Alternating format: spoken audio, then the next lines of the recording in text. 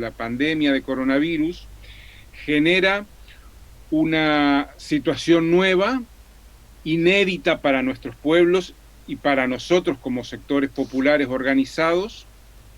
La referencia inmediata anterior que yo tengo y que ustedes también tienen es la crisis de 2001, ¿verdad? Y uno lo primero que nota es que las características de esta crisis y de las respuestas que podemos dar no tiene nada que ver con 2001, ¿verdad? O sea, lo que hicimos en 2001, capaz que algunas cosas se pueden repetir, pero básicamente en los barrios en Buenos Aires fue el movimiento piquetero. Lo que hicimos en 2001 no es replicable, por lo menos exactamente ni aproximadamente, a lo que está sucediendo hoy. Entonces, ¿qué está sucediendo? Bueno, yo creo que el coronavirus, la pandemia esta, genera una múltiple crisis sanitaria, económica y política.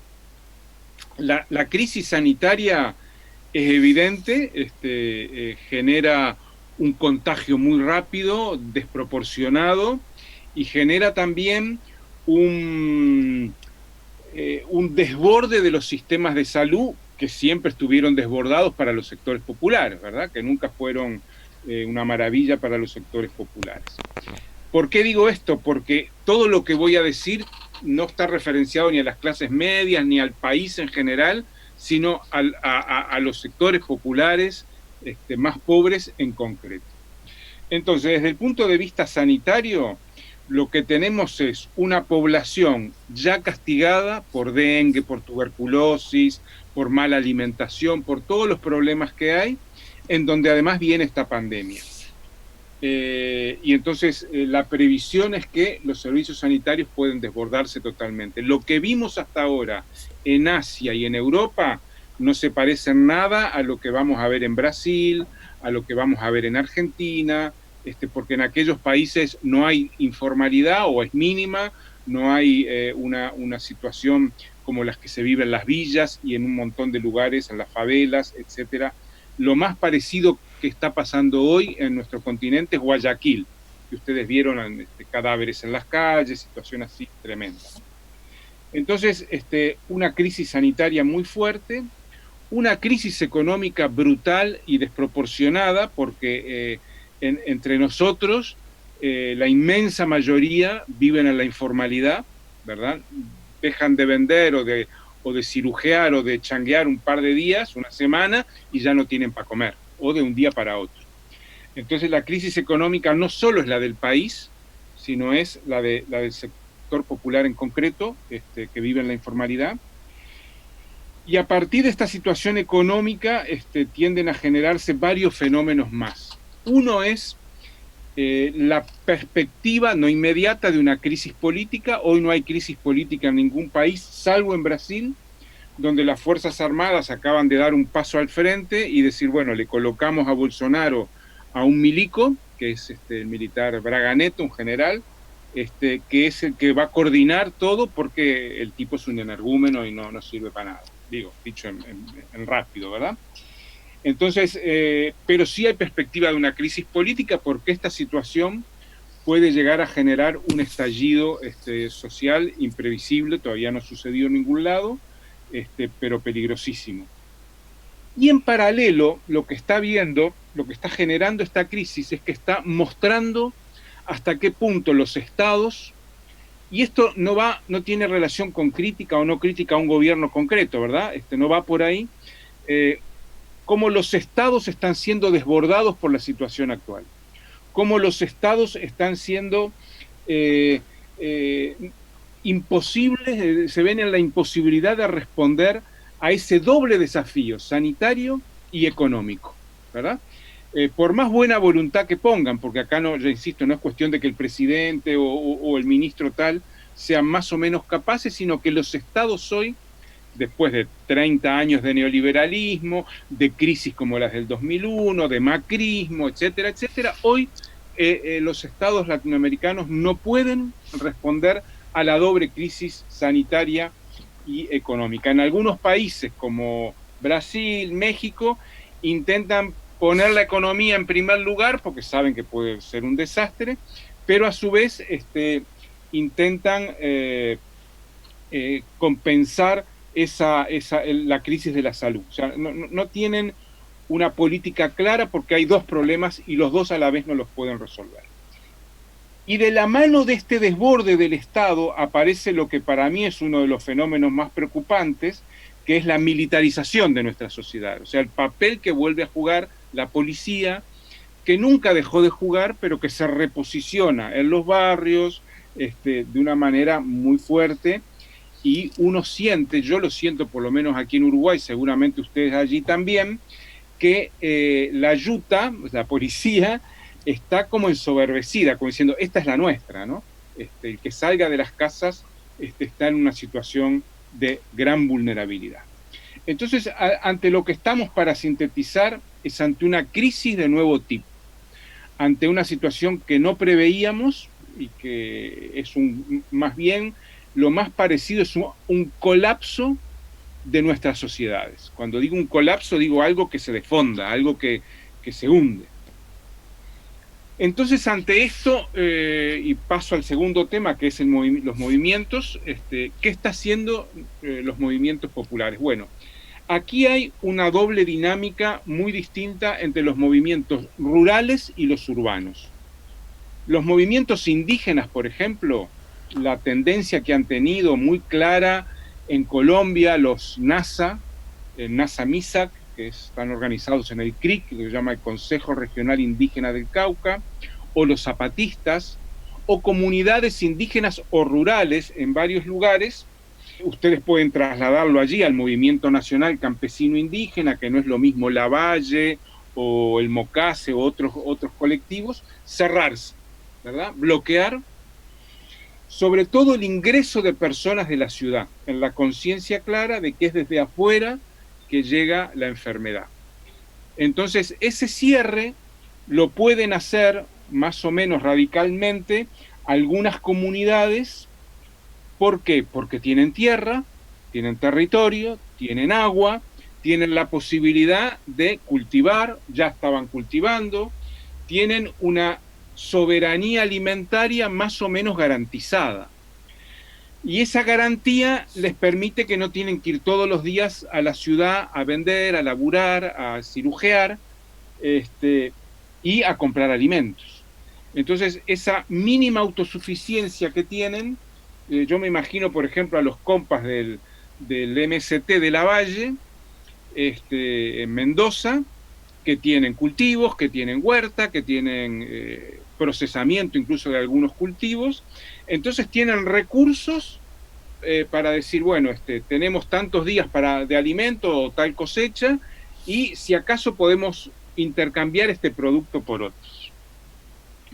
Esto es algo importante. Algunas comunidades, me han comentado en la sierra de Ecuador, lo que hacen es que designan un equipo que solo sale a hacer compras de alimentos o de productos que necesitan y retorna.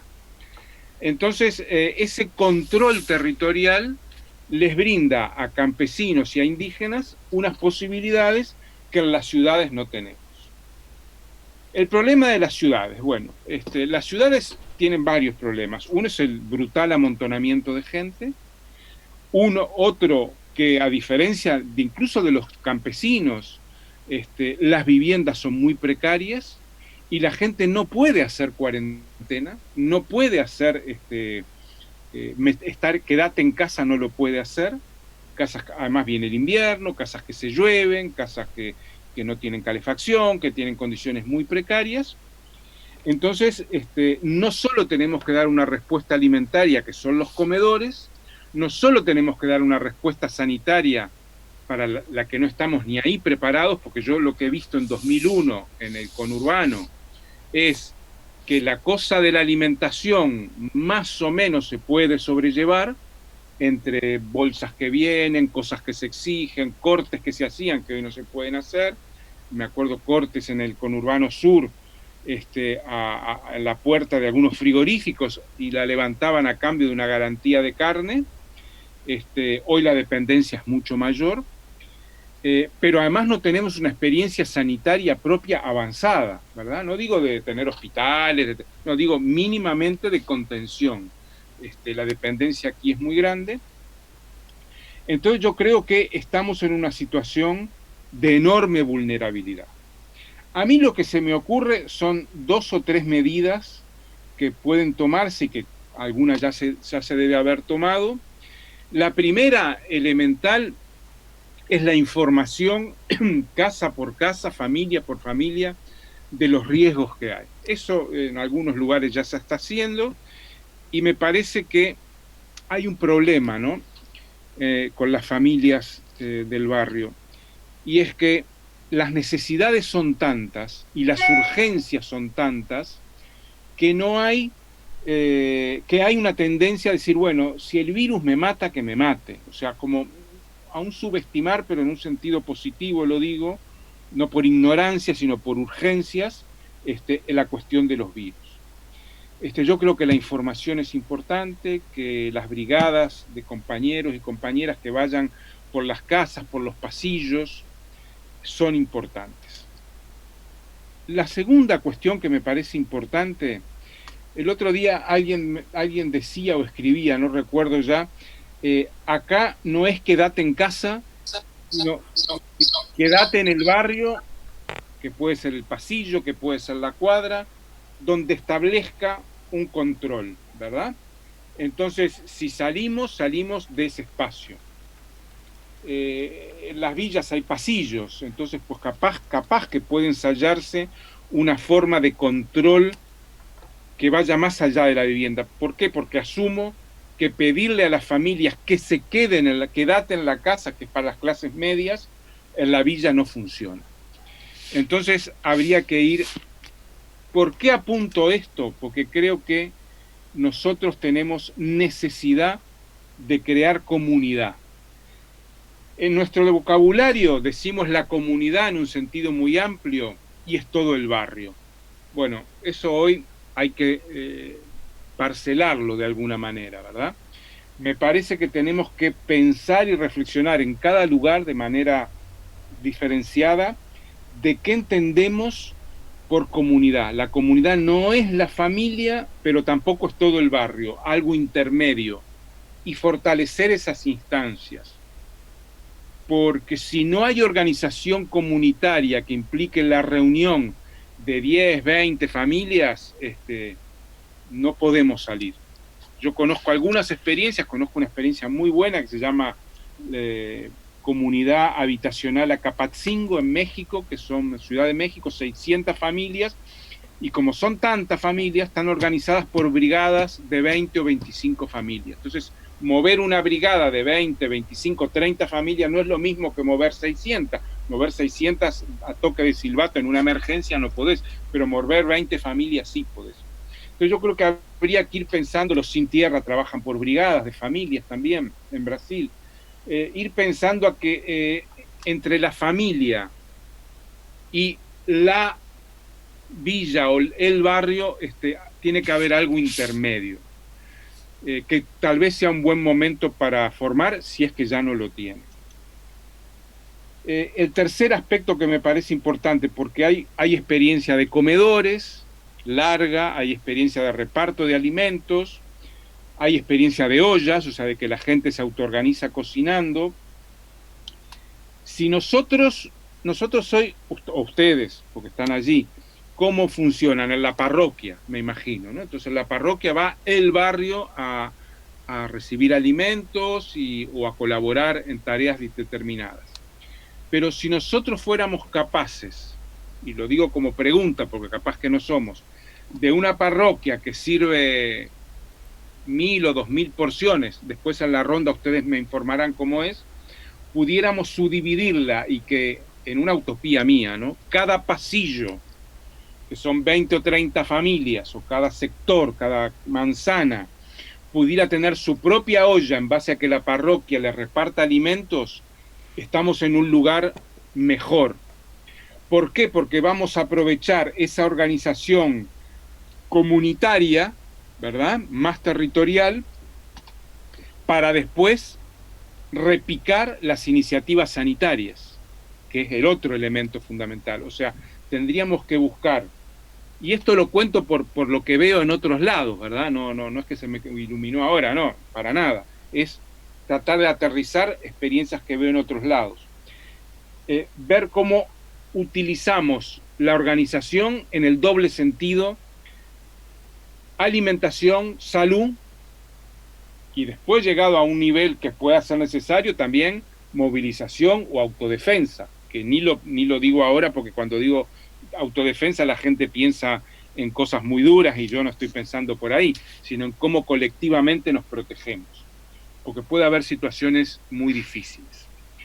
Entonces, así como una primera intervención yo plantearía eso. Me parece que tenemos que aprender a algún nivel de los movimientos que ya tienen control territorial, ¿verdad? Y por último, ahora he visto que el Nahuel, el de la UTT, se encargó del mercado modelo, del mercado central, lo nombraron al frente ahí. Yo establecería alguna alianza, pensando no en la semana esta, sino en el mediano plazo, alguna alianza con movimientos rurales o rural-urbanos como la Unión de Trabajadores de la Tierra. ¿Por qué planteo esto? Porque sería deseable, pero no es posible en el mediano plazo, que en la villa hubiera huertas, ¿verdad? Capaz que en alguna ya hay, pero masivamente realmente no la veo. Ojalá fuera posible. Pero yo creo que tenemos que garantizar alguna forma de conseguir alimentos directa con productores, que no pase por el Estado, porque el Estado va a seguir bajando todo lo que pueda, y eso me parece bien. Pero tener otra fuente, otra cañería, otro bypass por otro lado, por las dudas de que que no va a poder asumirlo todo, que el Estado colapse o que el Estado no abarque todo, que ya no debe estar abarcando todo. ¿Cómo hacemos para tener otras fuentes de ingresos? Yo creo, para terminar, que la epidemia esta va a durar. Yo creo que en Argentina el pico no va a ser antes de mayo, o sea que tenemos varios meses por delante, porque después la salida del pico es muy lenta también. O sea, yo me imagino que la emergencia va a durar hasta que termine el invierno, estoy pensando en agosto, y después viene la crisis económica, o sea que ya empezó y que se va a profundizar. ¿Quién va a pagar esta crisis? ¿Qué políticas se van a hacer? O sea, lo que quiero decir es que tenemos que imaginar que esto no es un paréntesis, ¿verdad? Que esto es un viraje en nuestra historia, que esto no es una coyuntura, que esto es una nueva situación. Y cómo eso lo vamos a solventar, yo no tengo la menor idea, pero creo que estas cosas que dije son pensando en el tiempo largo, pensando en meses, en semanas, meses y quizá años. No creo que de esta situación vayamos a salir en poco tiempo. Me gustaría que mañana se dijera fin del encierro y volvemos a la normalidad, que la normalidad también era una porquería, ¿no? Entonces yo me gustaría salir de esta crisis con los barrios más organizados. No, con los barrios organizados, si fuera posible, manzana por manzana, pasillo por pasillo, con responsables de manzana, capaz que pueden empezar por ahí. Conocí un barrio en Bogotá hace años, ahora ya no está funcionando bien, que se organizaban por cuadra. Entonces cada cuadra tenía un responsable, eran ponerle 10, 15 familias, y cada cuadra tenía un responsable. Y una vez a la semana hacían asamblea de responsables, que iban 1 o 2 por cada cuadra. Tuve una asamblea que eran como 40 cuadras, entonces eran como 100 personas. Bueno, yo qué sé, hay que, yo creo que la organización tiene que ser lo más micro, bajar a lo más capilar posible para que se asiente bien en el territorio. Vemos con claridad que la única forma de poder sortear esta ola es con esa organización comunitaria. Está pasando el gato.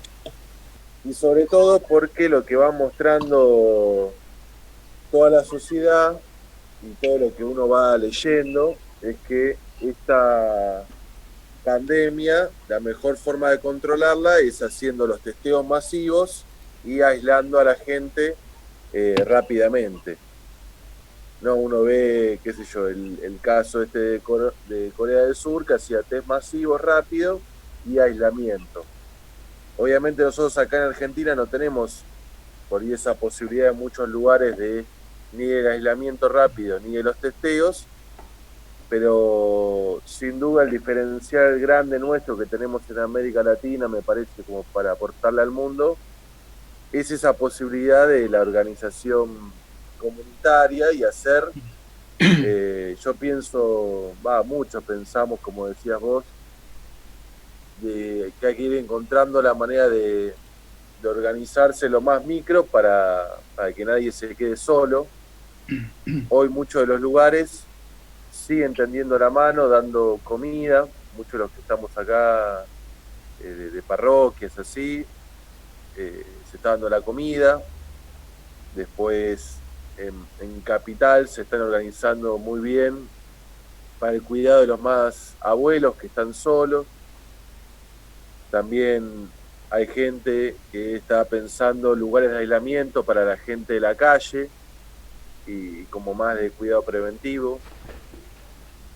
Pero me parece que es esto de que si nos organizamos y podemos ir moviéndonos con rapidez para ir aislando gente, en el caso de la pandemia, poder detectar algunos casos sospechosos, vamos a ir aplanando la curva.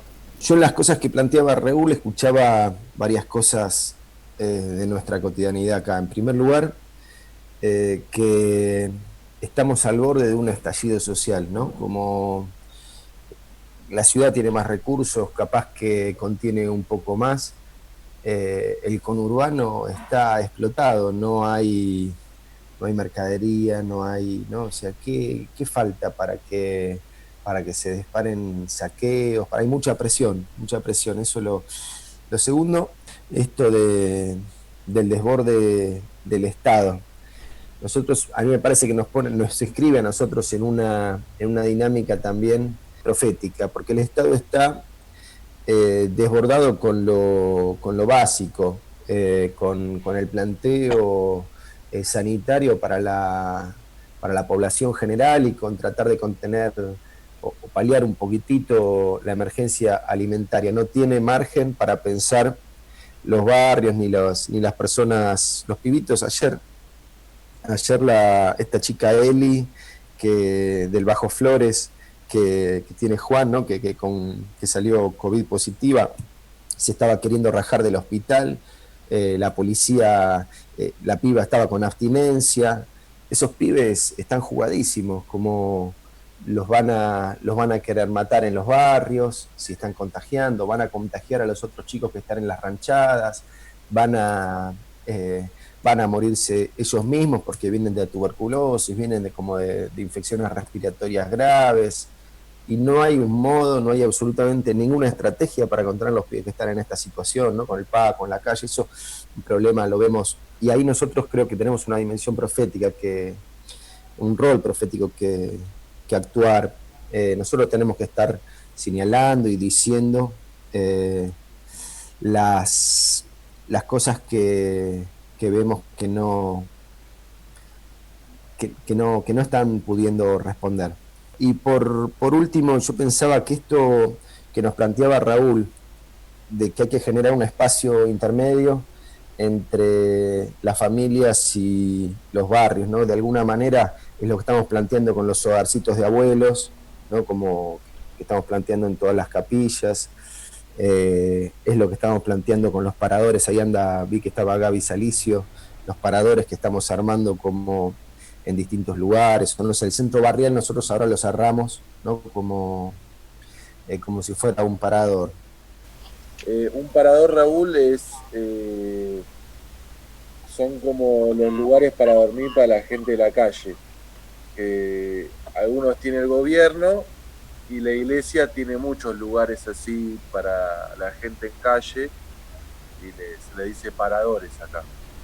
Sumando a lo que decía Charlie, que por lo menos acá en Buenos Aires, no sé cómo se habrá vivido ahí en Uruguay o en otros lugares que tengas contacto, pero cuando apareció esto de la pandemia vimos todos con mucha claridad de cómo el Estado se corrió de los lugares de las barriadas, digamos, ¿no? En un primer momento así de mucha urgencia, cerraron en muchos lugares, cerraron los centros de salud, los centros de atención primaria de la salud.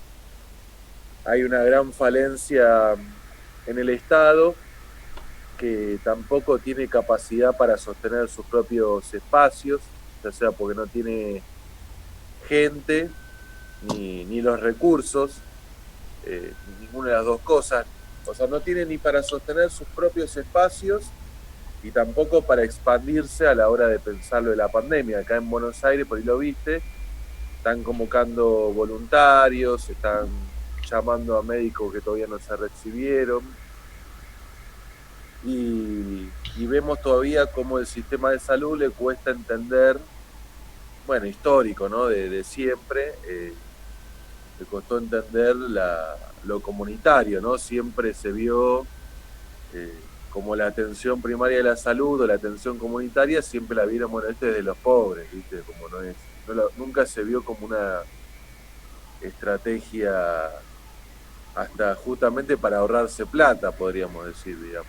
Y eso lo vivimos todos con mucha preocupación porque vemos algo que decías vos, ¿no? Si el sistema de salud, sanitario y social no recibía, no podía alojar a la gente que nosotros acompañábamos, menos ahora en la pandemia, digamos.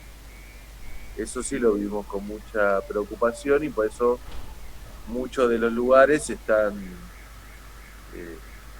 organizando de cómo hacer esta demanda, pero tratando de exigirle al Estado y trabajando en conjunto con el Estado también, en una articulación en conjunto. Nosotros acá estamos como intentando de dar respuesta a diferentes instancias que el gobierno de la ciudad empieza a colapsar, por ejemplo, en relación a los paradores, y también en cuestiones, en la cuestión de salud. Pero mi pregunta iba sobre la gente, como pensar sobre la gente que sí puede contener el gobierno de la ciudad en cuanto a salud o en los paradores, en los hospitales o en los paradores, y verdaderamente no le puede brindar la contención que nosotros le brindamos a nuestros pibes, porque nosotros estamos acostumbrados a laburar con ellos y el gobierno no. Entonces, cuando nuestros pibes caen en un parador, caen en una suerte de prisión domiciliaria porque les obligan a hacer la cuarentena, que es lógico, pero después ahí adentro quedan como boyando en un salón que no ofrece mucha contención o no ofrece lo que nosotros les ofrecemos diariamente, que es el acompañamiento, el cuerpo a cuerpo. Y creo que lo mismo sucedió con esta chica del Bajo Flores, que tenía dengue y coronavirus, y no le pudieron dar respuesta como desde lo emocional, desde lo afectivo, que es de donde nosotros nos conectamos con ellos. Entonces, más allá de por ahí las respuestas que nosotros salimos a dar cuando el sistema se colapsa, como también poder articular para de alguna manera entrar y seguir acompañando a nuestros pibes en contextos que el gobierno o que el Estado abarca, pero que no da una respuesta como total o la que nosotros queremos para nuestros chicos, ¿no? Y ahí es cuando los chicos terminan rompiendo la cuarentena, yéndose de los hospitales, que me parece una situación muy compleja, y con este panorama que venían describiendo, me parece que es algo que se va a ir acentuando. Dentro de estas búsquedas de espacios en la ciudad, con respecto a la salud, con respecto a la gente la poca gente que tenemos en calle, en Gualeguaychú, pero bueno, hay un espacio como un refugio, donde funciona así como un parador, como decía recién Pablo, y se nos dio la situación de tener que ocuparnos de personas que habían sido recientemente liberadas de la Unidad Penal 9, y conseguimos un espacio al lado del río, que había comprado recientemente el municipio, al principio fue muy cómico porque los recientemente liberados decían, no, otra vez a estar encerrados en un lugar, no. Pero cuando vieron el espacio del río dijeron, estamos de vacaciones, está buenísimo.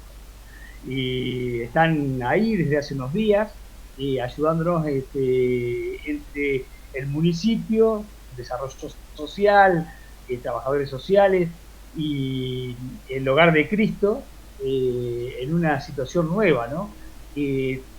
La veníamos buscando hace mucho tiempo, de ocuparnos de los liberados, con muchísima dificultad. Y por este disparador de la pandemia, se dio positivamente de aunar esfuerzos en un espacio que les está dando respuesta, no sé hasta cuándo, ¿no? Es una situación privilegiada, creo, que va a durar lo que dure, pero que creo que deja abierto una forma de poder trabajar juntos, por lo menos cuando hay un objetivo, una meta que nos supera a todos en cuanto a nuestros intereses particulares. Recién vos decías, bueno, el tema de la crisis sanitaria, económica y todavía no política. Pensaba el desafío que nos trae mucho esta situación de la pandemia, que por ahí Fede lo planteaba, tiene que ver con la cuestión de los vínculos en nuestros barrios, porque donde nos tenemos que empezar a jugar en el tema de estar cerca y donde la pandemia nos lleva a tenernos lejos, porque el otro sigue siendo como el desconocido al que me tengo o no me tengo que acercar. Por ahí nos pasa mucho en nuestra respuesta desde lo que vamos acompañando, es que nos pone de nuevo de cara a tener que plantearnos de una forma distinta o de nuevo, o de volver a decir lo que venimos diciendo, que a pesar de la incertidumbre uno sigue estando ahí al lado y tratando, esto de llevar esta nueva palabra, porque donde la respuesta es, por ejemplo, poner a personas en situación de calle todas juntas en un solo lugar, solo por una cuestión de aislamiento preventivo, sanitario, no significa que sea la respuesta que está completando todo esto, porque obviamente después la contención no está. Digo en esto porque me parece que nos pone de cara a respuestas que venimos como en la cotidianidad del cuerpo a cuerpo ensayando, pero que ahora me parece que tener que poder ponerle como el telescopio o el microscopio, no sé, a ensayarlo como una respuesta realmente ante esta crisis, digamos, porque nos desafía muchísimo a seguir estando, a pesar de que la medida sea quédate en tu casa, en casas que no nos podemos quedar, ¿no? Pero quédate en la comunidad.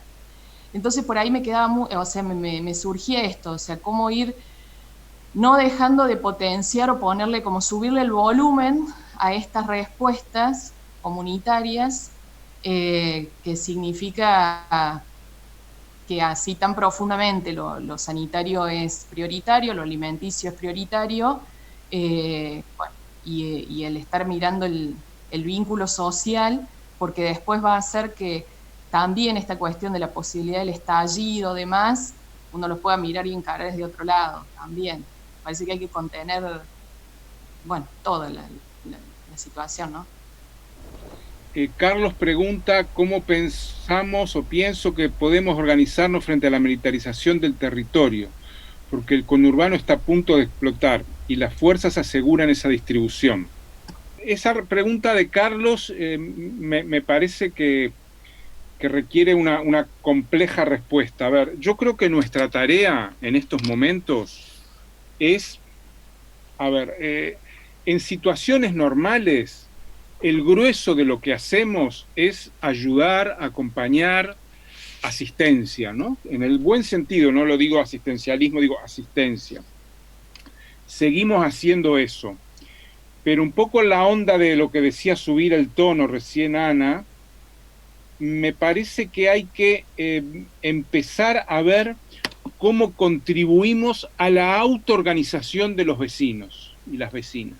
O sea, cuando digo esa cosa intermedia entre la familia y la parroquia, o la familia y el barrio, y esa cosa manzana por manzana, o pasillo por pasillo, cuadra por cuadra, yo digo, si vos en vez de tener solo una olla, tenés una por manzana, estás promoviendo la autoorganización de los vecinos. O si vas al mercado central, al mercado, o hablas con la UTT, vengan a buscar comida a tal lugar, haces que un grupo de vecinos se organicen, vayan en el camión que tal vez se los presta la dignidad, a ir a buscar el alimento. Entonces ya son 3, 4 vecinos los que van a hacer esa tarea.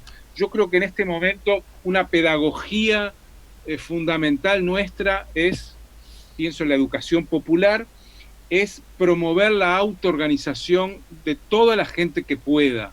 No todos pueden, siempre son las mujeres las que están más cercanas a eso, ¿verdad?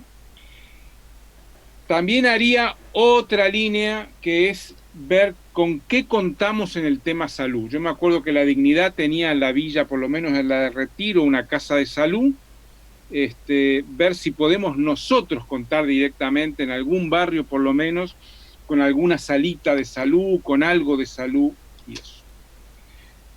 El tema de la militarización. Si no estamos organizados, no hay freno a la militarización. Yo quiero proponerles una cosa. Yo creo que ustedes tienen que discutir, esto no es bajar línea, esto es lo que yo haría si estuviera con ustedes o estuviera en Argentina. Hay que discutir el tema estallido. ¿Qué hacemos en caso de que venga estallido? ¿Verdad? De que se produzca estallido. Yo creo que nosotros tenemos por un deber ético y también político que contener todo lo posible un estallido. Y la forma de contenerlo es esa organización pasillo por pasillo, manzana por manzana. Porque entonces la gente está resolviendo, el estallido es la desesperación, ¿verdad? Resolviendo en cada lugar todo lo que puede. Cuanto más autónomos seamos en conseguir alimentos de varias bocas, por ejemplo, les cuento un caso de esta comunidad de México, que son bien sector popular, pero consiguieron construir sus viviendas colectivamente. Ellos tienen 3 fuentes de agua, porque en México el agua es un lío. Una es el agua del Estado que les llega por la cañería. Otra es un sistema de recogida de agua de lluvia que tienen, muy, muy fino, y que además tienen cómo almacenarla. Y el tercero es que crearon un pozo que no sale mucha agua, pero tienen 3 fuentes de agua. Entonces es difícil que les falte agua en algún momento. ¿Qué estoy diciendo con esto? Que si ustedes tienen varias fuentes de abastecimientos, el Estado, la institución que sea, el PNUD está llevando alimentos a muchos lados, y la UTT, por ejemplo, diversifican, la autonomía es mayor, ¿verdad? Lo ideal sería que en cada pasillo hubiera una huerta, pero sé que eso no va, o gallinero, sé que eso no va a pasar a corto plazo. Y discutir qué hacer en caso de estallido. Yo lo que haría es tratar de contenerlo, pero si se produce, tenés que ponerte al frente, ¿verdad? Aunque sea para decir, por aquí no, compañeros, no te regales, no vayas al cuerpo a cuerpo, ¿verdad? Porque es una responsabilidad. Si se produce, no puede uno hacerse el distraído, es decir, sigo pelando papas, ¿verdad? Hay que ponerse al frente, porque lo peor de un estallido es que sea totalmente desorganizado y la gente vaya desesperada y la maten, ¿verdad? Entonces, eso es me parece, es lo que yo creo que hay que hacer. Ahora, la militarización es un proceso irreversible que solo se combate con organización barrio a barrio, manzana a manzana, porque la militarización se ceba en los más desorganizados. La militarización hace carne en el que está solo, el que no tiene protección, el que no tiene llamar a un abogado, lo que sea, ¿no? Entonces, una fuerte organización. Y eso hay que hacerlo muy rápido. Incluso yo lo que haría decía, bueno, vos te dedicás a tal manzana, vos a tal parte del barrio, y que cada uno sea inicialmente el responsable de una cantidad de familias y después eso se vaya organizando. Lo ideal es que una organización se forme de abajo arriba, pero capaz que ahora hay que organizarla de arriba abajo. Es decir, no hay que tenerle miedo a nada. El problema que puede pasar es que la gente desesperada asalte supermercados. Entonces, si hay una masa de gente frente a un supermercado, yo también me pondría al frente y diría, no lo asalten, vamos a hablar a ver si nos sacan algunas bolsas, ¿verdad? Con esta idea de aplazar o de darle forma a las cosas para que no se generen tragedias. Yo creo que la protección de la vida tiene que funcionar en todo momento y sobre todo en los momentos en los que la gente da esos saltos, porque ahí sí me remito al 2001, ¿verdad? Lo que hubo es saqueos, muchos. Y ese momento hay que tratar de aplazarlo a través de la organización y si no se puede, bueno, decir, en vez de saqueo a las bravas, vamos a ver si negociamos con el supermercado. No estoy invitando a hacer esto, sino estoy diciendo que pueden darse estas situaciones, incluso aunque no queramos, se van a dar. Y creo que hay que discutirlo antes para adelantarnos a esa situación. Las parroquias nuestras son los lugares donde llega la mercadería de los gobiernos y que a la hora de entregar esa mercadería y de ampliar los comedores siempre es insuficiente, con lo cual nosotros estamos en una situación como también tensa respecto de esa insuficiencia. No acá donde estoy yo o en las villas de la ciudad donde hay más recursos, sobre todo esto en el conurbano donde las cosas están apareciendo a cuentagotas. Me cuesta pensar el escenario del estallido porque el estallido es, o sea, los saqueos y todo eso van a ser donde esté la mercadería, o sea, probablemente sea alguno de los espacios nuestros,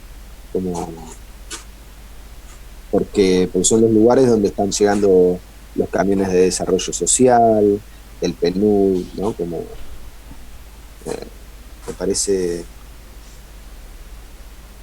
eso, me parece como un foco que hay que tener en cuenta, porque donde está más tenso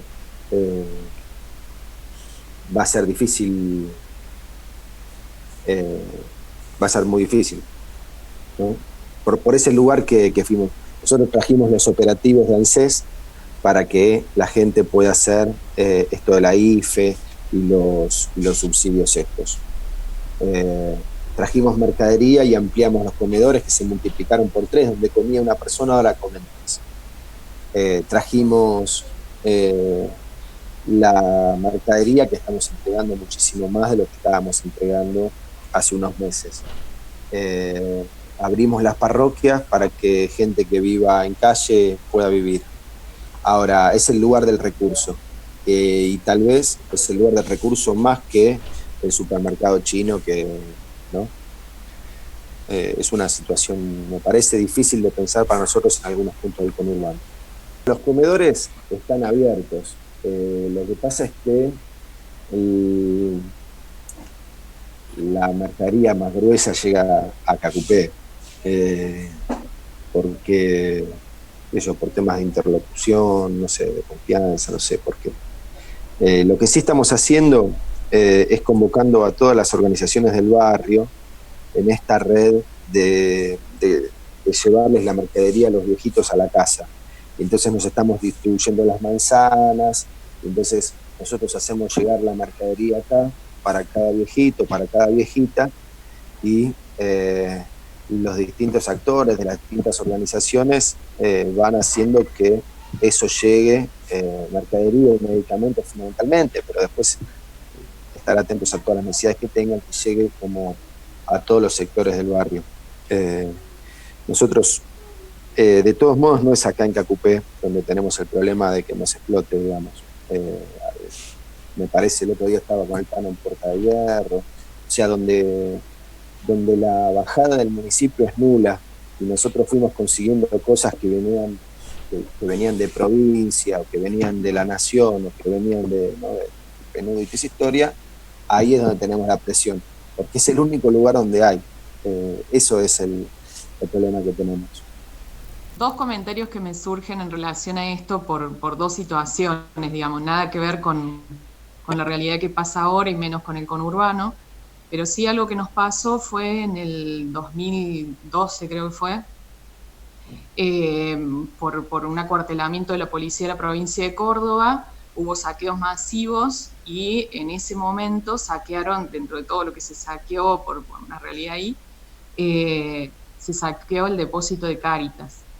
Eso como un cimbrón de la no presencia ni el vínculo con el barrio, digo, más allá de la tensión social del momento. Que hace distinto que ante el saqueo, era todo igual, pero es distinto si uno tiene presencia en el barrio. Pero por otro lado, también ante la emergencia que fue la inundación del 2001, algo que se tomó como situación en ese momento fue que no hubiera un lugar de depósito, sino que el nexo, digamos, de la red fuera como el tránsito, sobre todo los recursos, porque si uno lo tiene en un solo lugar, realmente es muy complejo cuando hay mucha tensión. Entonces, algo que se previó es que no hubiera un depósito, sino que hubiera lugares de contacto para que esa circulación de productos, circulara rápidamente, con red de lugares de donaciones varios y de lugares de también poder repartirlo. Y por otro lado pensaba también en esto, recién de lo que decía Raúl, que tiene que ver con el abastecimiento en el caso del estallido y todo lo demás, que digo como anécdota, algo que pasó acá fue también un sentir que tiene que ver con que al momento de pensarse en la posibilidad del desabastecimiento, obviamente que aquel que tiene el recurso económico fue el primero que fue al supermercado a llevarse todo, y el sentimiento de aquellos que son los que menos tienen es: los chetos nos llevaron la mercadería. Entonces digo, en esto también de ir como viendo el panorama del sentimiento de qué nos pasa ante la crisis, ante la emergencia y del sentimiento social, sobre todo que tiene que ver con los recursos. Un comentario como para seguir como complejizando. Muchos comedores en el conurbano cerraron. Y cerraron porque no se bancan la presión con un barrio que no tiene. Que cuando no tienen una construcción comunitaria fuerte, están todos los días como al borde de que vengan y las pongan, digamos, ¿no? Como eso es lo que estamos viendo. Lo hace un poquito más difícil todavía porque también la distribución de los recursos está más compleja. Eso de alguna manera es lo que quisieron resolver con esto de la militarización, ¿no? De poner a las fuerzas de seguridad, ¿no? Entonces ahí, no sé, en Quilmes, en La Matanza, ¿no? Pero tienen, o sea, por un lado resuelven esa distribución, pero por otro lado también como que se envalentonan en esto que planteaba Raúl hace un ratito, ¿no? Como tenemos escenas de violencia en todos lados. Y la verdad que dar marcha atrás de eso siempre es un quilombo para nosotros. En Bahía lo que estamos buscando es lograr aunar todas las fuerzas que vamos teniendo. El Estado está teniendo una presencia muy pasiva, casi ausencia. Lo que estamos armando es casi una mesa paralela con la iglesia, con organizaciones sociales. Nos pasa esto mucho de cómo acompañar también. En los barrios es más laxa la función de la policía, pero no en la zona. Nosotros tenemos una zona grande que son todas pensiones, y ahí no es lo mismo que en el barrio. Nos pasó el otro día con varios pibes que, como estaban en la vereda, como están siempre, la policía llegó, los cagó a palo. pudimos acompañarlo, estaba yo presente ese día también, nos fuimos acompañando, hablando con la policía también, pero están al acecho de todo esto, ¿no? Como decíamos, como hablaba hoy Raúl, es como que están buscando ese protagonismo que antes no tenía, o esa función social. Sí, la iglesia se está organizando muy bien, estamos teniendo todos los días reuniones, y estamos viendo cómo ir acompañando todas las comunidades. En eso creo que está muy bueno, antes no teníamos. Desde la iglesia hicimos como un recorrido de todas las cáritas, todas las agrupaciones sociales, y llegamos casi a 3.000 familias. En eso con algunos recursos del municipio, que son súper escasos, y estamos saliendo a buscar recursos nuevos, con el ingenio de conseguir, de manguear, de llegar. Estamos viendo también, nos pasa esto mismo con los espacios donde almacenarlos, entonces estamos buscando cómo tener alternativas frente a eso, o pensar en algún proceso dinámico que nos permita evitar que la mercadería quede todo en un solo lugar. Eso lo veíamos también como una preocupación. En la parte sanitaria, por suerte, va muy de a poco, pero ya empieza a avanzar también el virus en Bahía. Pero bueno, creo que lo importante es la organización también que vamos pudiendo construir. El obispo nos mandó 2 videos dándonos ánimo. Él no puede salir por la edad, así que nosotros arrancamos por la nuestra, digamos. Organizamos con los recursos propios mucho. Sí tenemos buen contacto con Cáritas Diocesana, pero está más o menos igual que nosotros. Se armó un comité de emergencia, pero somos 4 o 5 nada más. Hicimos una campaña de presión a la municipalidad porque no podía dar respuesta a la gente en calle. En el censo que hicimos a fines del año pasado dieron 1.049 personas en calle, que era como lo más grave en el centro de Lomas, y la municipalidad no le daba respuesta, e hicimos una campaña de presión. Después las organizaciones sociales que estaban con nosotros pidieron plata para poder hacerse cargo del cuidado, así que lo hicimos nosotros solos con el municipio y el Club Temperley. Ahí abrimos un lugar para personas en situación de calle que se llenó en el minuto 1, y estamos viendo de abrir otro lugar con el Club Los Andes. El tema es que se nos acaban los recursos humanos, y también estamos tensando al extremo nuestros recursos económicos.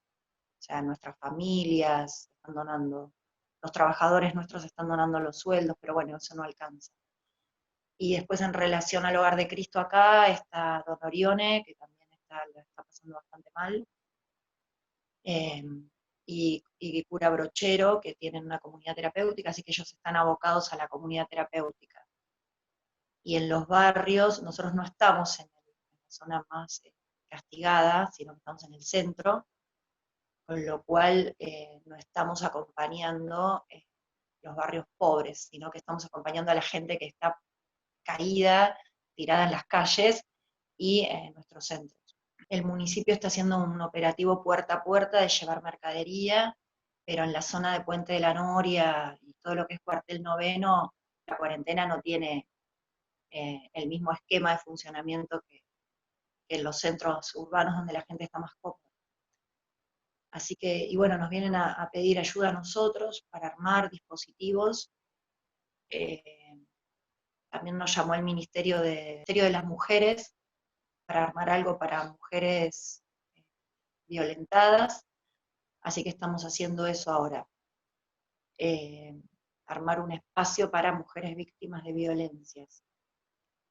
Pero bueno, tenemos un límite que es la capacidad operativa de un equipo que está reducido. Yo creo que la semana que viene la cuarentena ya va a tener otros niveles. No creo que se pueda sostener esto, porque la gente se está quedando sin plata y nadie va a hacer cuarentena con hambre dentro de la casa. En Bahía empezamos con un proceso muy, muy lento porque no se tomó conciencia. En Buenos Aires es fácil dimensionar rápido. En Bahía tenemos, es una ciudad mediana, pequeña, diría yo, son alrededor de 300.000 a 400.000 habitantes. Sabemos que tenemos cerca de 50.000 familias debajo de la pobreza y acá se estaba hablando de 7.000 familias a atender. Entonces ese es un gran problema que todavía no lo han dimensionado. Aún así, nosotros, también yo quería contar un poquito el impacto en nosotros, porque creo que eso puede ser a cómo lo pensamos hacia adelante. Primeramente nosotros lo vimos de entrada, estábamos escuchando lo que pasaba en Buenos Aires, lo que pasaba en otros lugares del mundo, y nos sentimos muy afligidos por la falta de visión de todos los sectores en Bahía. Entonces digo, primero nos pegó horrible, yo me acordaba un poco del momento de Jesús en el huerto, y nos pegó horrible, nos pegó ese si puedes evitar que esto que no nos pase.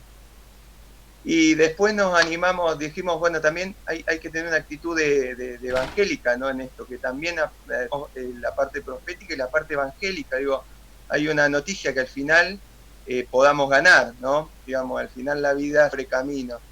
Y eso nos dio un tapié, porque ahí es cuando pudimos empezar a convocar a la iglesia local, y desde la iglesia local empezar a pinchar los otros sectores, a salirse de los territorios, de ciertos egoísmos de trabajo que tenían que ver cómo configurando sin dimensionar el problema que había de fondo.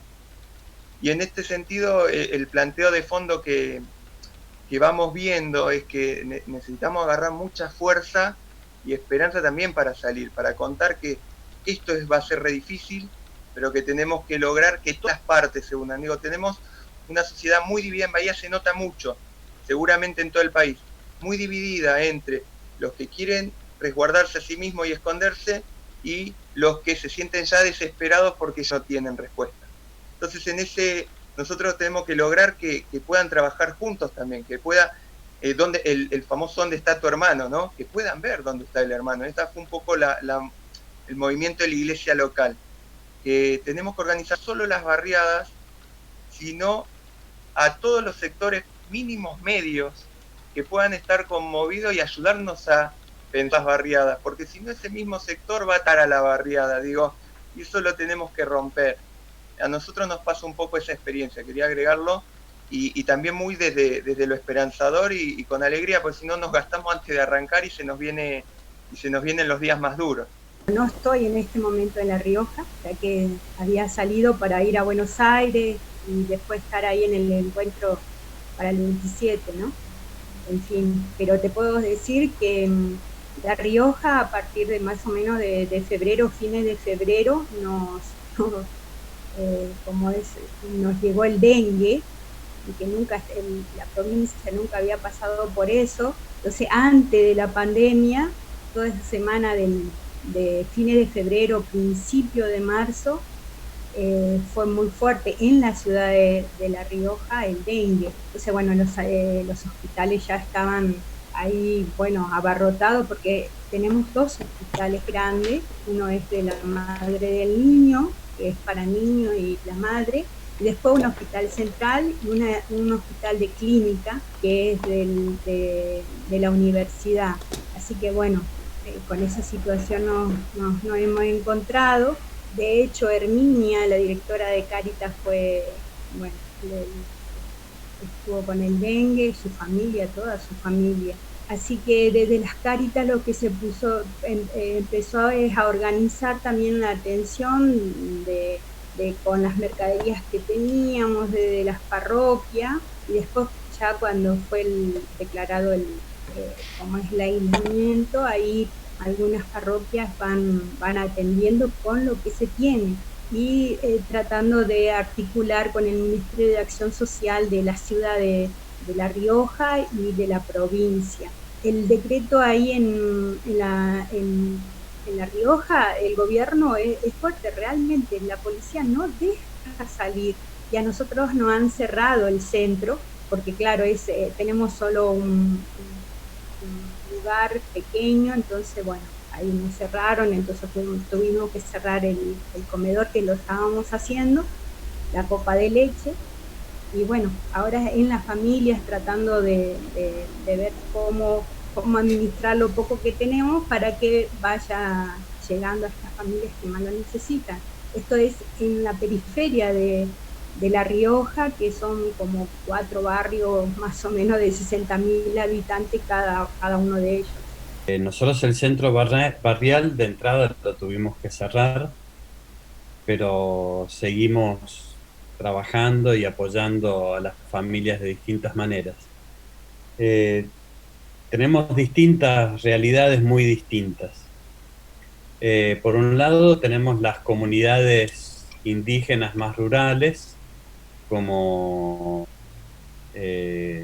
decían, y bueno, esas las que buscamos fue que hagan su aislamiento comunitario.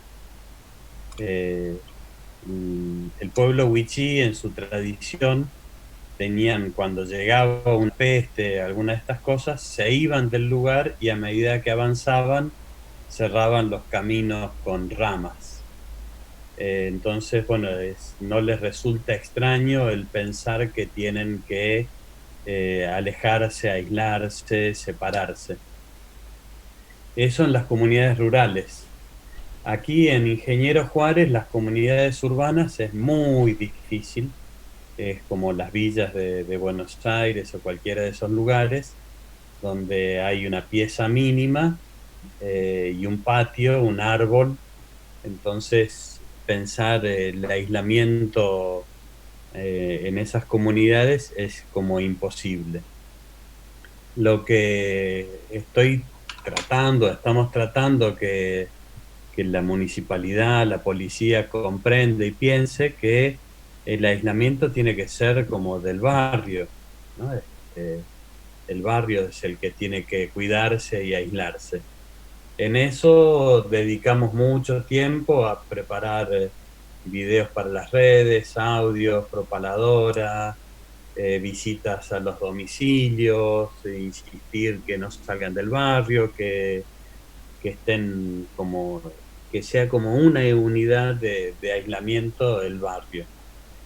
Y para los chicos y adolescentes que no saben qué hacer y se les pone mucho más crudo todo, salimos ya varias veces a repartir actividades, materiales para artesanía, para que dibujen, papel, lápiz, colores, témpera, hojas de diario, todo ese tipo de cosas.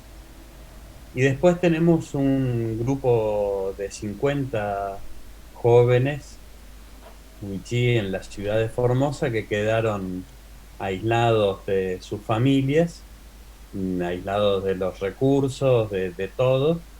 Y bueno, ahí armamos un comedor para esos 50 que estamos sosteniendo de lunes a viernes, el comedor para esos estudiantes. Ayer yo ya me integré al comité de crisis de acá de la ciudad, del pueblo, y la verdad que lo más triste que me quedó es la negación de la realidad que tienen, por lo menos desde el oficialismo formoseño. Estaba la gente del hospital, obvio, son actores muy importantes en este comité de crisis, y les preguntamos, bueno, ¿y cómo estamos con el dengue? Porque nosotros el que juega de local acá es el dengue. Y el director regional y el director del hospital dicen 2 casos en el año tenemos. Claro, uno fue el director regional y el otro caso que muestran y que dicen que existe es el de uno que vino de embarcación, pero ellos siguen diciendo casos locales no tenemos. Todos los conocemos, los casos locales. Pues los vecinos nuestros, todos han tenido, tuvimos dengue, y en este año venimos teniendo un montón. Y dicen 2 casos. Claro, son los 2 casos que los confirmaron por laboratorio. El resto, como viene de clínica, no se confirma. Y es el miedo que tenemos también con esta pandemia. Formosa no va a informar de la realidad, porque Formosa es hermosa. Entonces, sin diagnóstico, sin una mirada clara de la realidad, nos perdemos de las acciones. Pero bueno, por ese lado estamos aquí en el oeste. Acá nos está costando mucho todo, ¿no? Primero porque cuando salió el tema de la cuarentena, las Cáritas y los que nos están acompañando, la iglesia, como que se fueron encerrando y quedándose en su lugar, ¿no? Y también hicieron que nosotros también nos encerremos, ¿no? Que nos cerraron los centros barriales, no nos dejaban que vayamos si habíamos conseguido algo de mercadería para repartir bolsones, no querían que vayamos a repartir los bolsones, sino que la gente venga a buscarlos ahí al centro, a una Cáritas parroquial, en donde yo le decía que los pibes a veces no podían salir del barrio por problemas policiales o por problemas con otros barrios, ¿no? Entonces eso como que me fue pinchando un poco. Yo la escuché recién, Anita, que es importante tener presencia en los barrios, ¿no? Que Cáritas, que las personas que tengan la posibilidad de ayudar estén en los barrios, y acá no lo están haciendo, ¿no? Estoy en el medio de todo, sería, ¿no? Como que nos cuesta un montón.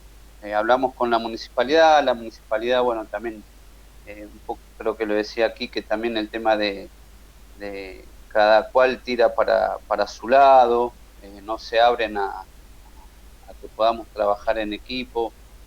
Y bueno, nosotros estamos tirando por todos lados, ¿viste? Pidiendo ayuda.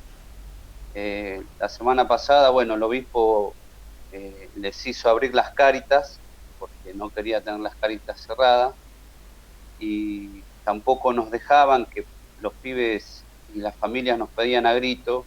Nosotros tenemos 3 microemprendimientos de panadería, donde, bueno, los pibes de ahí, la familia prácticamente comen de lo que venden también, ¿no? Y bueno, nos pedían a grito que necesitaban, ¿viste?, el emprendimiento. Sacamos permiso en la municipalidad para que puedan tener tránsito de los horarios de que hacen el microemprendimiento hasta que lo puedan vender, ¿no? Y bueno, pero todavía la gente que, por ejemplo, la Cáritas que está en un barrio donde nosotros podemos ir, no nos dejan ir como para cocinar ni hacer viandas, porque ellos no quieren que la gente venga donde están ellos. Entonces, bueno, estamos así, ¿no? Estamos como bloqueados. Yo justo ayer hablé con Pablo, le decía, ¿viste?, que no me sentía bien por todo lo que estaba pasando, pidiendo ayuda por todos lados, que tampoco se nos da. Todavía acá, bueno, el virus en esta ciudad y en el departamento no hay todavía, no llegó. Hay mucho dengue y eso. Así que bueno, un poco el panorama que tenemos, ¿no? De que si llega a explotar todo esto, todavía no tenemos la ayuda como para dar respuesta, ¿no? Escuchándolos es un poco escuchar la realidad que nos toca vivir. Hablando mucho con el padre Marcelo, veíamos esto de que la realidad de Buenos Aires es tan distinta a la que se vive en el norte, ¿no? Que ya venimos lidiando como con problemas un poco más profundos y siempre como más desolados, más solitos caminando, ¿no? Y lo que ha hecho la pandemia y el dengue, que también eso a nosotros nos está dando mucha vuelta y nos está castigando bastante, es seguir sacando a la luz y mostrar con más fuerza todas las falencias de un sistema de salud, de un Estado, de un abandono.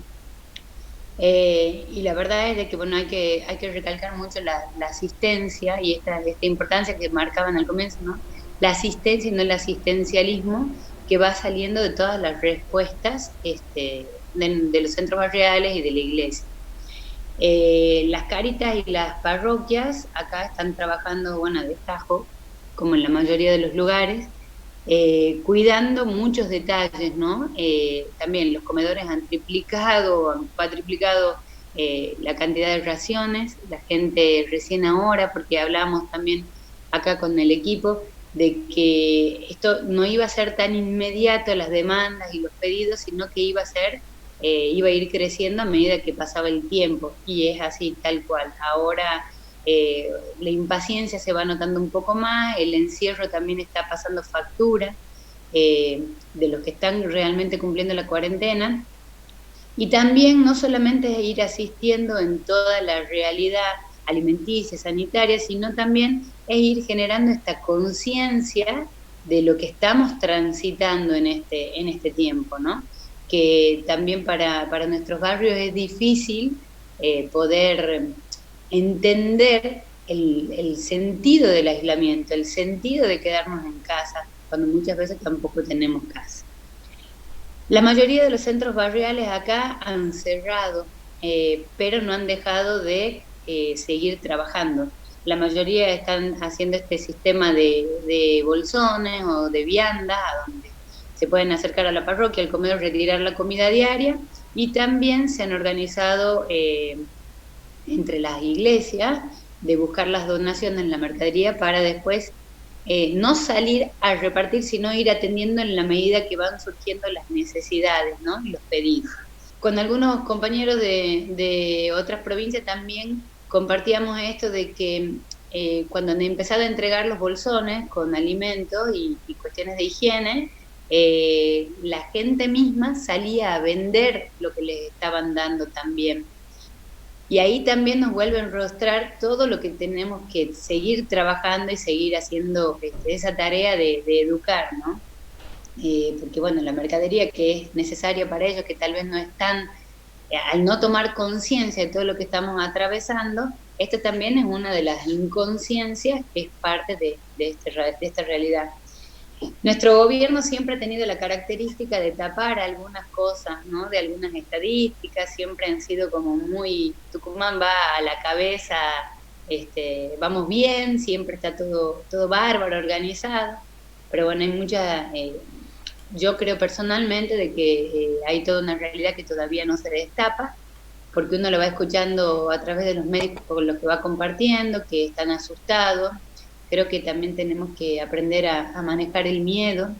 La información que circula también, eso que siento que nos complica un montón, genera pánico.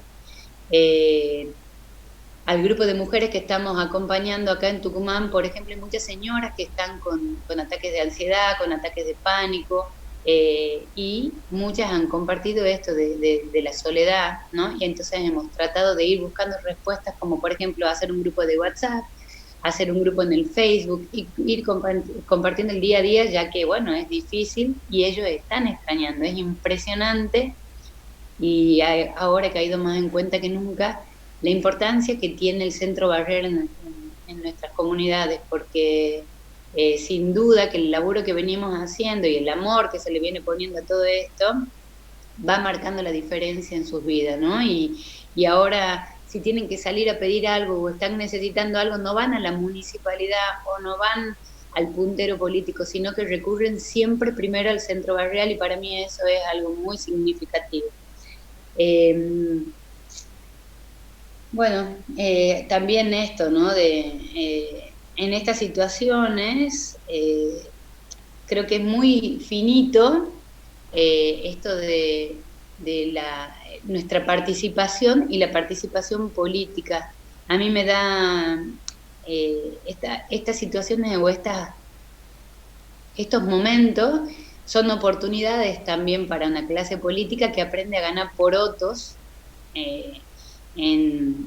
a través del dolor, a través de la desesperación, a través de las situaciones, ¿no? Acá hay centros barriales que se han cerrado, entonces los políticos han aprovechado, bueno, para abrir espacios, y los centros barriales que pueden con sus voluntarios están asistiendo y acompañando a los chicos que están ahí. Pero bueno, siempre la respuesta queda como enrostrada y sale a la luz como que es la respuesta política antes que la otra respuesta barrial, territorial. Me parece súper importante y súper interesante, y eso el padre Marcelo siempre nos viene machacando, esto de poner referentes por manzanas, por cuadras, por pasillo, porque creo que también, ¿no? Uno tiene que ir cambiando la cabeza y dándoles las oportunidades de que ellos vayan asumiendo su realidad, porque nadie mejor que ellos la conoce. Nosotros, nuestra postura o nuestro lugar es el de acompañar. Y a mí que la verdad eso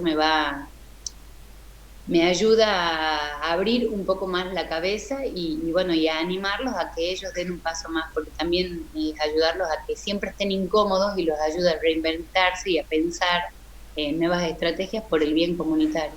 Así que un poco es eso, ¿no? Todos estamos en esta situación, tratando de acompañar, sobre todo, lidiando con un montón de factores, pero con el tema de la pandemia y el dengue, creo que venimos dando respuesta, venimos acompañando y la verdad que cada uno está haciendo lo que puede en situaciones que nunca nos hubiésemos imaginado, que parecen de película. Hemos arrancado dando respuestas, asistiendo en cada lugar, en cada barrio tenemos 10 centros barriales y algunos conectados con Cáritas, y a través del vínculo ese con Cáritas, después reforzando la asistencia en lo alimentario y con elementos de higiene, estas cosas para ayudar también a concientizar sobre la gravedad de la cosa, los cuidados y todo lo demás.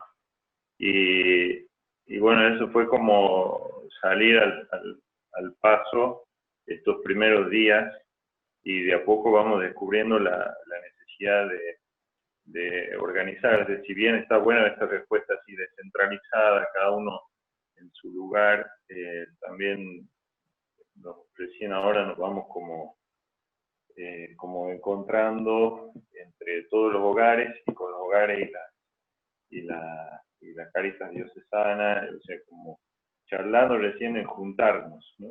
Si dentro de la iglesia estamos todavía desarticulados y vemos esa misma desarticulación en el Estado, en todas las organizaciones, y bueno, eso son los pasos para los próximos días. Y en cuanto, como que está siempre esa tensión, ¿no? Es decir, descentralizar, pero al mismo tiempo organizadamente. Y en los barrios también, la experiencia mía, por ejemplo, en un barrio que intentando hacer esto, que haya más de una cocina para que los mismos vecinos se vayan organizando para la comida, bueno, surgen las divisiones que hay entre ellos, los celos, las rivalidades, la dificultad para confiar en el vecino, es decir, no, si lo hace este yo no me sumo. Y bueno, como que también sale a la luz todo el trabajo que no hicimos antes, ¿no? Por ahí de reforzar un poco más esos vínculos. Nos dimos cuenta que nuestra presencia también había sido como muy paternalista en algún punto, ¿no? Y no hemos favorecido antes esa organización entre ellos, ¿no? Bueno, en eso andamos. Estamos desde ya hace casi 2 semanas con las viandas de alimento, la panadería funcionando para poder acompañarlas con las viandas. Se han dado desde el apoyo escolar y el jardín maternal, se ha dado bolsas a las familias. Tratamos de tener un diálogo constante con el municipio de Tigre. No siempre da frutos, pero bueno, va funcionando y sirve. Tratamos de tener un diálogo comunitario aquí en la vicaría, en la zona pastoral, también con el resto de la parroquia, y en la diócesis, prácticamente diócesis San Isidro, se cerraron unas cosas. Con el tiempo en los barrios fueron apareciendo algunas soluciones en las parroquias de barrio, ¿no? Algunos paliativos, o bolsas, o espacios para ¿cómo se llama? Para aislamiento, o también viandas en algún horario del día. Bueno, se va tratando de dar soluciones. Aquí en Benavides, por ahora, tenemos las viandas, la panadería, las bolsas desde el apoyo escolar y desde el jardín, también en diálogo con la posta sanitaria de uno de los barrios, pensando en la posibilidad de un lugar de aislamiento en una de las capillas. Por ahora vamos por ahí. Va apareciendo cerca, pero en el barrio todavía no. Sí hay situaciones de fiebre, pero no están atendidas y pareciera que no es coronavirus. Pero sí va apareciendo alguna situación de dengue y dando vuelta también en barrios vecinos, en Pacheco, del otro lado de Benavides, hay algo de coronavirus, pareciera.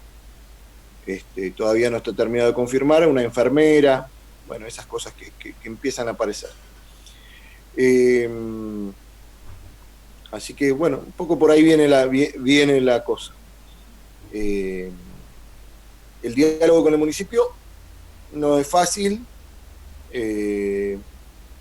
pero bueno, se va dando y de a poco vamos tratando de generar alguna cosa un poco mejor.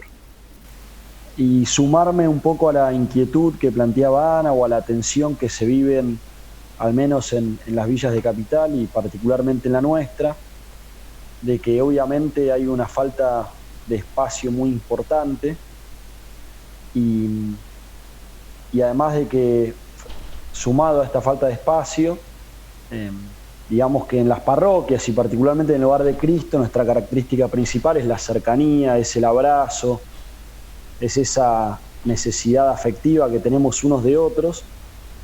Y bueno, esto viene dando vueltas en mi cabeza en el último tiempo de cómo esto se tensiona particularmente en este momento, donde todas las medidas de cuidado que nos proponen tienen que ver con el distanciamiento social, con el no acercarnos al otro, cómo de algún modo nuestra fortaleza y nuestra característica principal la tenemos que rever en estos momentos y adaptarla rápidamente, porque si no, nuestra fortaleza es como una espada de doble filo, que en este momento se va a transformar en una gran debilidad. Desde el área específicamente, obviamente, estamos totalmente articulados y con los hogares de Cristo, con los centros barriales que hay en todo el país y favoreciendo desde Cáritas todo lo que se pueda en ese aspecto.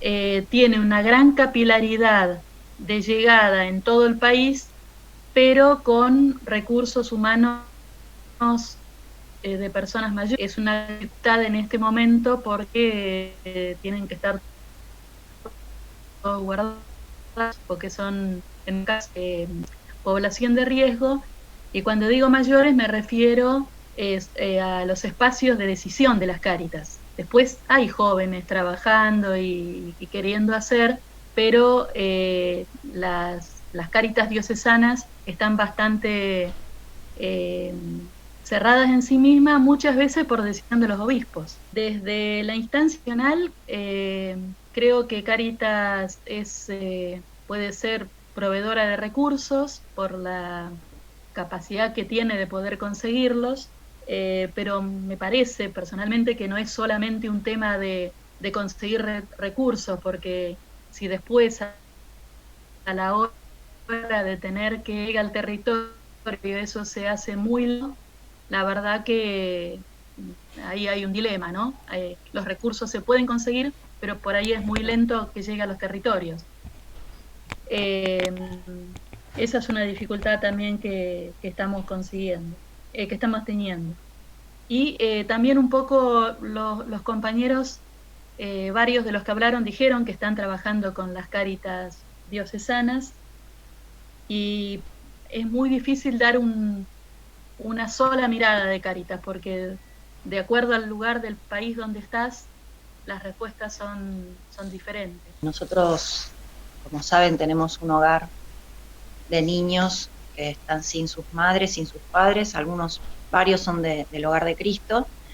En la provincia de Buenos Aires hay 10.000 niños en esa situación, y como es una población súper específica, como lo hablaba con Charlie el otro día, y estamos tratando de ver lo general, estas cuestiones se están perdiendo, y sin embargo se está generando un altísimo nivel de sufrimiento en nuestros niños. No hay una política pública que esté acompañando esto, bueno, desde la iglesia tampoco.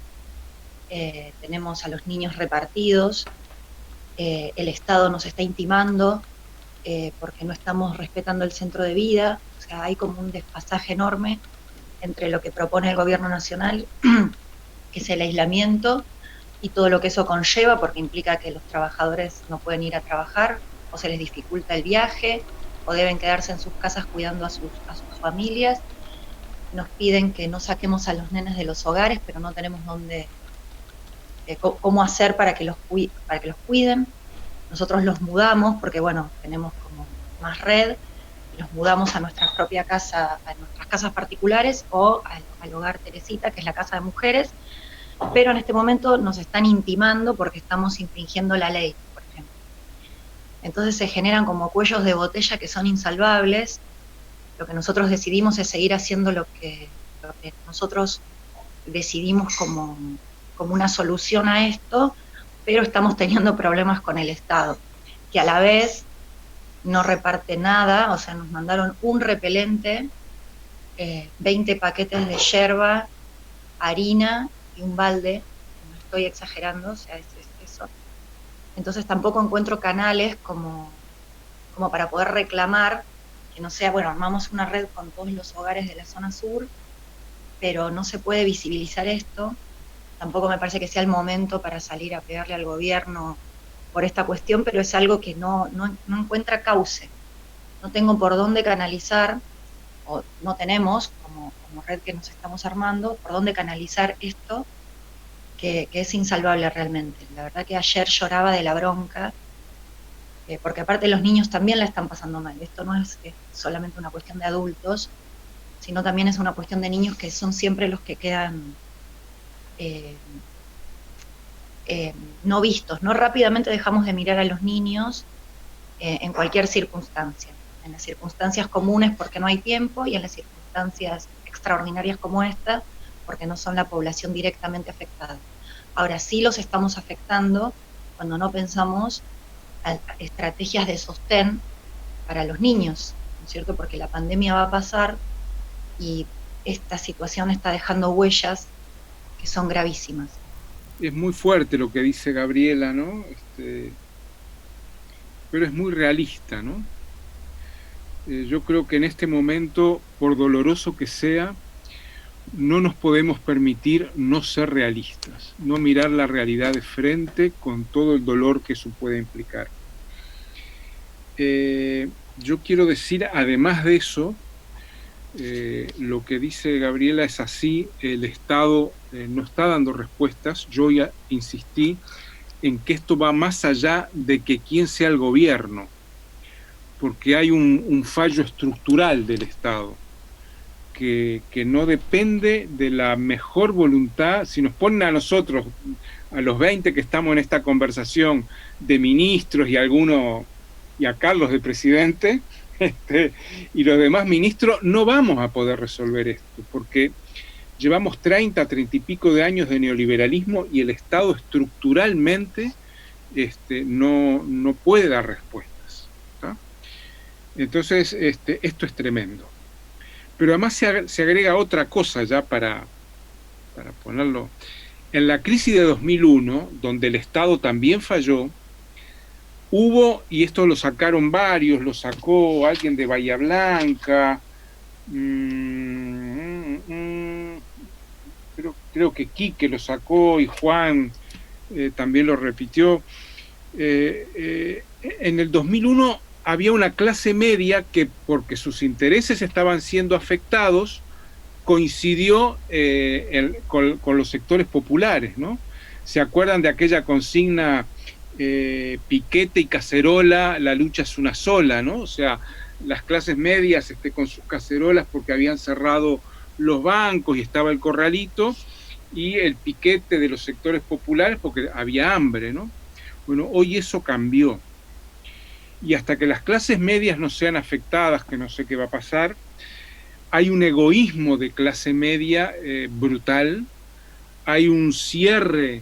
Esto me hace acordar al naufragio del Titanic, aquella película en la cual encerraron a los sectores, a los de la clase más popular en el barco para que se ahogaran primero, pero después se ahogaron los otros. Entonces ahora lo que hay es un desgaste, un egoísmo de clase brutal, que ya no es la clase alta, el 1%, sino las clases medias y los sectores populares. Entonces alguien dijo, creo que el compa de Bahía Blanca, no estoy seguro, de la necesidad de tender puentes, ¿no? Yo creo que es necesario tratar de tender puentes con sectores de las clases medias, más sensibles, más abiertos, y me parece que estamos en esta situación dramática, en la cual esto recién empieza y, como dijo recién Gabriela, los niños y los adolescentes van a ser los más afectados, y van a ser los adolescentes los que van a salir al frente, y ahí, por eso decía yo el debate sobre el estallido, ¿no? Carlos también preguntaba el tema de los miedos y el tema de la comunicación, ¿verdad? De cómo la falsa comunicación. Carlos plantea que lo contrario al miedo es el vínculo, la comunidad y la organización. Yo creo que es así, ¿no? Solamente en todos los momentos críticos hay miedos, ¿no? Se disparan miedos, se disparan rumores, pánicos. Entonces la única forma que tenemos para afrontar esto es el cara a cara, la organización, el estar ahí, ¿verdad? Yo creo que en esta conversación yo rescato mucho el hecho, lo que se habló bastante, de que no es el quédate en casa, es quédate en el barrio. Y hagamos de los barrios y de las manzanas y de las cuadras y de los pasillos comunidad. Porque no es solamente estar en el barrio, es hacer comunidad, hacer organización y ver en qué medida podemos ayudar en esto, ¿verdad? Miren, el otro día hablando con... Aquí los sindicatos, que no son como los de la CGT, son sindicatos más de base, más chicos, ¿no? Menos burocratizados. Un compa del sindicato de judiciales, yo les voy a pasar una nota que salió en Pelota de Trapo, en la agencia Pelota de Trapo. Un compa me decía, los sindicatos están llevando alimentos a las villas, ¿verdad? Y este pibe que es sindicalista, pero se metió varios días en la villa, conversando con gente en la villa, descubrieron juntos una cosa, decía, ya no hay referentes barriales. Con las medidas estas, con las políticas sociales, el referente desaparece y el referente ahora es la institución. En este caso el Ministerio de Desarrollo Social o la ONG o eso, porque acá hubo 15 años de un gobierno de izquierda. Entonces, cuando el referente pasa a ser la institución es algo impersonal. No es Carlos, no es Gabriela, no es Pablo, es una institución. Y la institución no tiene cara, no tiene nombre. Es el ministerio, es la ONG, ¿verdad? Pero ¿qué necesidad es volver a reposicionar? Ese es un efecto de las políticas sociales, ¿no? Un efecto que en algunos casos es buscado, en los otros es irreflexivamente, consecuencia irreflexiva de lo que se ha hecho, porque claro, la institución responde, comillas, ¿no? Pero cuando la institución no responde queda un vacío, porque no está el referente, el puntero, como se decía antes, pero tampoco está el colectivo, ¿verdad? Me parece muy interesante eso que lo planteaba Romina, de que el referente ya no es el puntero, ya no es el municipio, es el centro barrial, ¿no? Eso es muy importante. Volver a reposicionar o un referente o un colectivo, ya no una institución, que es distinto, un colectivo comunitario, no es una institución, volver a reposicionar eso en el barrio, ¿no? Yo creo que es urgente repotenciar esa microorganización capilar, cuadra por cuadra, manzana por manzana, y lo repito porque creo que sale de lo que plantearon. Si yo tuviera que quedarme con 3 o 4 cosas, diría, bueno, lo primero es el enorme dolor que sufrimos y que vamos a seguir sufriendo, por 2 cosas, ¿no?, que salieron. Una, por la que planteaba Carlos, el saqueo probablemente sea en nuestros espacios, a nuestras parroquias, a nuestros comedores, porque ahí es donde están los alimentos. Entonces, eso es un dolor enorme, porque no es contra nosotros tampoco, ¿no? Es a pesar de nosotros. Y lo otro que también se planteaba es, que planteó Gabriel ahora, es el enorme dolor que nos toca porque no podemos, porque vemos niños, niñas, gente que ha sido violentada y destruida por esta sociedad, y que ahora van a ser las primeras y los primeros en ser afectados por esta situación, ¿no? Y no poder hacer nada, o poder hacer muy poquito, ¿no? Ese dolor tenemos que trabajarlo, que comunicarlo, que contenerlo colectivamente, comunitariamente, y para eso es la comunidad, ¿no? La comunidad es la caricia que nos hacemos entre los de abajo, ¿no? La comunidad es la ternura de los pobres, ¿verdad? El vínculo comunitario es mucho más que el pan, mucho más que la salud, es lo primero, ¿no? El otro día leyendo, porque uno vuelve a leer cosas que ya, cuando leía la peste negra, ¿no?, en 1350, en el año 1348-50 en Europa, mató 2/3 de la población, era la peste que venía de las ratas, de los piojos, ¿no? Y decía que en los lugares donde se salvó más gente, no era por medicinas, que no había, era donde la iglesia estaba y hizo un acompañamiento. Y decía, las iglesias protestantes, individualistas, abandonaban a la gente, ¿verdad? Pero las católicas acompañaron a la gente. La mortandad era enorme e inevitable, pero se salvó más gente donde hubo un acompañamiento, donde alguien podía lavar el cuerpo de una persona, ese pequeño hecho salvaba más gente. Entonces yo creo que en medio del dolor, del abandono, de esa soledad terrible que también comentaba Romina, porque la pandemia peor es la soledad, ¿no? Hay 2 pandemias terribles, ¿no? La represión, los milicos, la fuerza bruta y la soledad. Entonces yo creo que ahí tenemos la comunidad. No salió, y me sorprende que no haya salido, el narco, porque yo creo que en nuestros barrios el narco va a jugar algún papel. Ayer justo estaba hablando, les decía, con gente de favelas de Río, y me comentaban que el narco en un primer momento estaba despistado, no sabía para dónde agarrar, y ahora se sumó a este llamado a la vigilancia de la población que se quede en su casa. Yo creo que el narco también va a estar un poco despistado durante un buen tiempo. Entonces a mí me parece que salieron las cosas fundamentales: el barrio, no la individualidad de la casa, la autoorganización, el tema del estallido, y yo simplemente creo que, para terminar, ¿no?, para terminar por el momento, pensar 2 cosas, ¿no? Pensar en la urgencia. Acá, ¿quién fue que dijo lo que no hicimos hasta ahora? Tino, el padre Marcelo de Tucumán, que ahora sale a la luz lo que no hicimos antes. Yo creo que tenemos que trabajar con 2 cabezas, ¿no? Una, la urgencia, lo inmediato, lo resolver lo que se pueda, y otra, pensar cómo lo que hacemos puede aportar al mediano, al largo plazo, ¿verdad? Aunque no podamos hacer mucho con el tema de la salud, capaz que sí podemos ir especializando a 1 o 2 personas en cada parroquia, en cada hogar, para que se vayan armando algo en el tema salud, porque este colapso, este Titanic que se hunde,